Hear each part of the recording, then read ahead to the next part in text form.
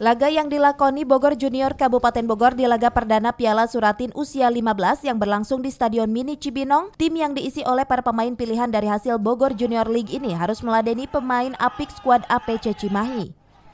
Sejak peluit awal dibunyikan, anak asuhan Lili Rohimin ini tampak ketar-ketir menghadapi permainan APC Cimahi yang tampil agresif menyerang.